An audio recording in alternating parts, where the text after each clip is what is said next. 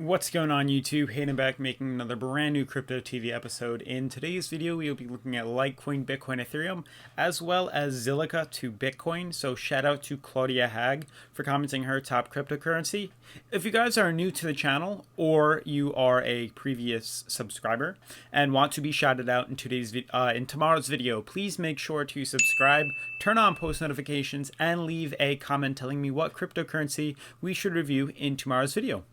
Otherwise, let's get on with today's episode. We have one article that I really want to point out to you guys, as well as some TA we can get into.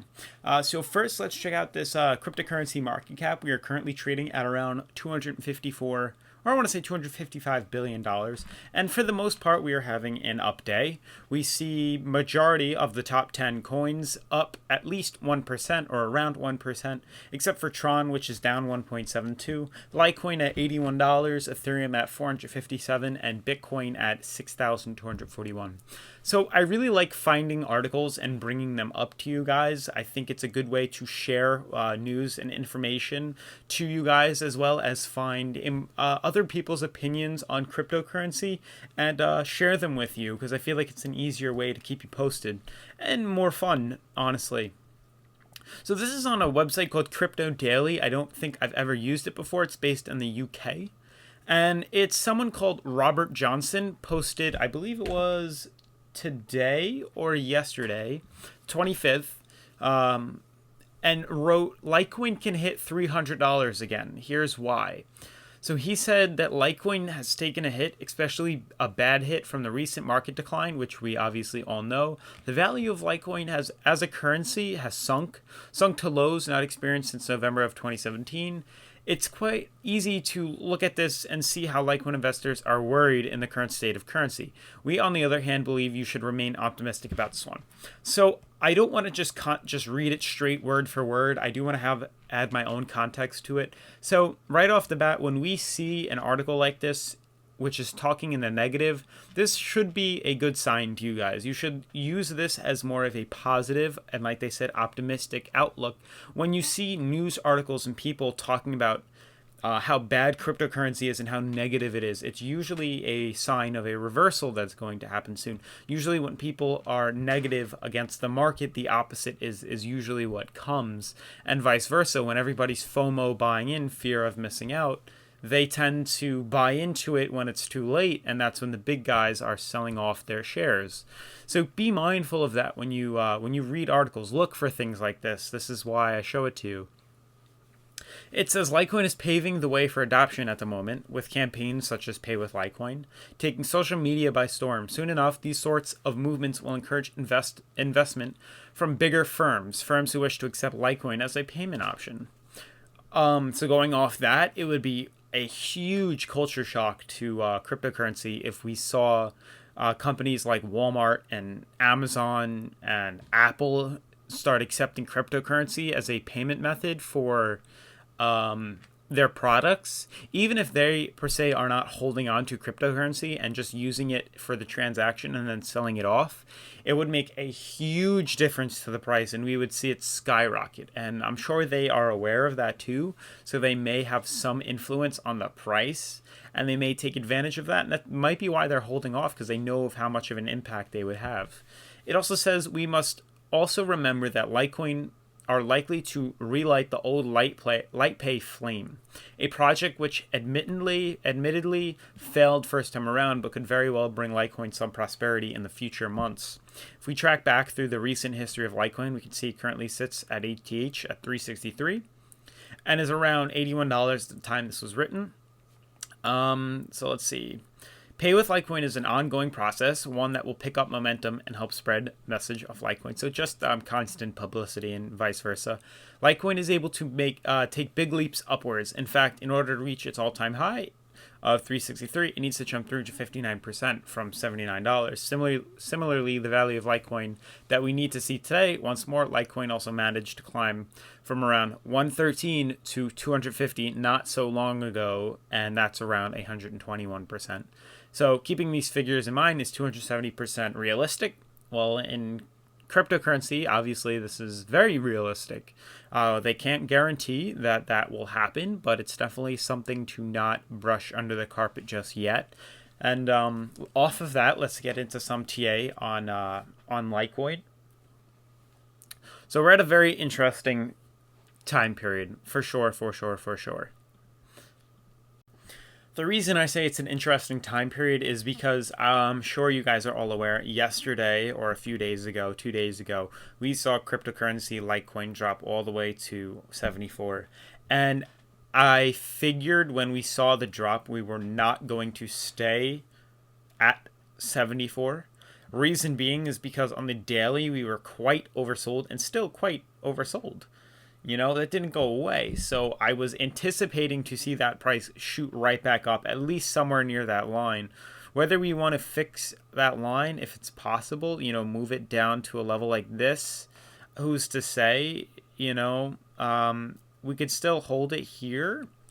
But for the good of the video, we're going to leave it here right at the bottom where support is there, where it pretty much we are trending below right now. So honestly, Litecoin is coming to an end, and we're really going to see where Litecoin wants to go, whether it's up or down. And honestly, the signs show that we're going to see cryptocurrency, at least Litecoin, move in that upwards position. And you know what? Like, my biggest thing is when everybody is talking negative about cryptocurrency and people think it's over, that's usually when we see that reversal. Even if we don't see Litecoin go up to all-time highs, you know, $360, $370, even if we go to 250, 220, 300, that is still a huge come up for a lot of people. That's a big difference, and it's not like something that's unattainable. We've reached it before. Who's to say we can't reach it again? We've hit those prices in the past. So just because we pulled back doesn't mean we can't go up there again. And we're really going to see what happens when we come to the end of that descending triangle. Interesting enough, we also saw Bitcoin reach lows below $6,000 not too long ago. And I know you guys were commenting. And honestly, I figured we were not going to maintain that. I figured that below 6,000 is just too much of a mental barrier, and we were not going to hang out there for long, and that's pretty much what we did. We did go down at one point yesterday or 2 days ago to levels near $5,600, but we shot right back up. And honestly, check this out, guys. This is just too perfect.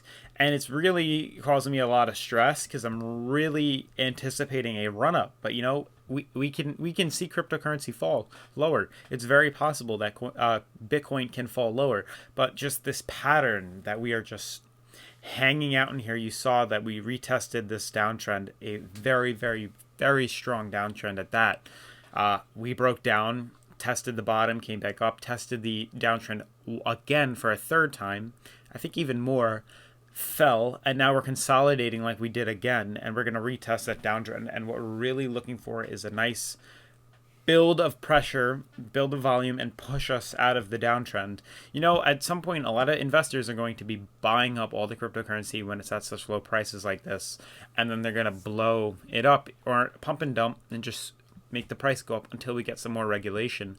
But it's just the fact that we're coming so close to this downtrend, it's only a matter of time before we can see this isn't a maintainable pattern. It's going to break one way or another, whether we see it go up or down. If I see it break up, we're probably going to head for that $8,300 region.